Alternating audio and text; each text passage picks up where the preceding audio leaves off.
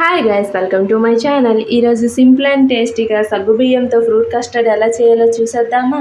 So process అయితే చాలా సింపుల్గానే ఉంటుంది. వంట రాని వాళ్ళు కూడా ఈజీగా చేసేయచ్చు అండ్ సింపుల్గా ఉంటుంది. అలాగే టేస్ట్ కూడా చాలా బాగుంటుంది. ఈ సమ్మర్కి అయితే అసలు మస్ట్ ట్రై డ్రింక్ అనమాట. సో ప్రాసెస్ చూసేద్దామా. ఫస్ట్ అయితే సగ్గుబియ్యాన్ని తీసుకొని మంచిగా అయితే ఉడకపెట్టాలి. సో ఈ సగ్గుబియ్యంలోనే ఉంది టేస్ట్ అంతా కూడా. వీటిని అయితే మంచిగా ఉడకపెట్టాలి. ఈ బాగా ఉడికాకైతే పక్కకు తీసుకొని చల్లటి నీటితో కొంతసేపు కడిగి వాటిని అయితే పక్కన పెట్టుకోండి. తర్వాత ఒక 1/2 లీటర్ పాలు తీసుకొని వాటిని అయితే సగం అయ్యేంత వరకు అయితే మరిగించండి. అవి బాగా మరిగాక కొంచెం షుగర్ కూడా యాడ్ చేసుకోండి.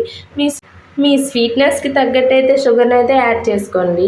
సో షుగర్ కూడా యాడ్ చేశాకైతే పాలు ఇంకా బాగా మరగాలి. తర్వాత అయితే 2 స్పూన్ కస్టర్డ్ పౌడర్ తీసుకొని అందులో మిల్క్ అయినా కలుపుకోవచ్చు, లేదంటే వాటర్ అయినా కలుపుకోవచ్చు.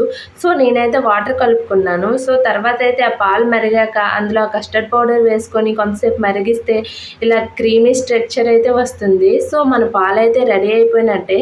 వాటిని అయితే ఒక గిన్నెలోకి పోసుకొని ఫ్రిడ్జ్లో అయితే పెట్టేయడమే. మీకు నచ్చిన పళ్ళు అయితే తీసుకోండి. నేనైతే ఇక్కడ బొప్పాయి, గ్రేప్స్, ఇంకా యాపిల్, ఇంకా దానిమ్మ, బాదం అయితే తీసుకున్నాను. సో వీటిని అయితే మంచిగా చిన్న చిన్న ముక్కలుగా అయితే కట్ చేసుకొని అయితే పక్కన పెట్టేయాలి.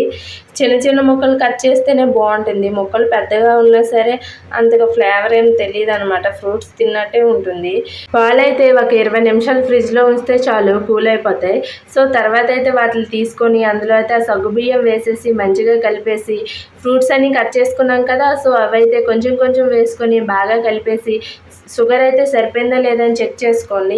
ఇంకేముంది, మన ఫ్రూట్ కస్టర్డ్ అయితే రెడీ అయిపోతుంది. సో సగ్గుబియ్యంతో ఫ్రూట్ కస్టర్డ్ చేయడం అయితే నేను ఇదే ఫస్ట్ టైం అనమాట. కానీ టేస్ట్ మాత్రం చాలా బాగా వచ్చింది. మీరు కూడా ఒకసారి ట్రై చేసేయండి. మీ దగ్గర బనానా ఉన్నా కూడా బనానా వేసుకోండి. నా దగ్గర బనానా లేదు, అందుకనే నేను వేయలేదు. కానీ ఈ ఫ్రూట్స్ వేసినా సరే టేస్ట్ అయితే మాత్రం అసలు మామూలుగా లేదు. సో వీడియో నచ్చింది అనుకుంటున్నాను. నచ్చితే తెలుసు కదా, సబ్స్క్రైబ్ అబ్బా.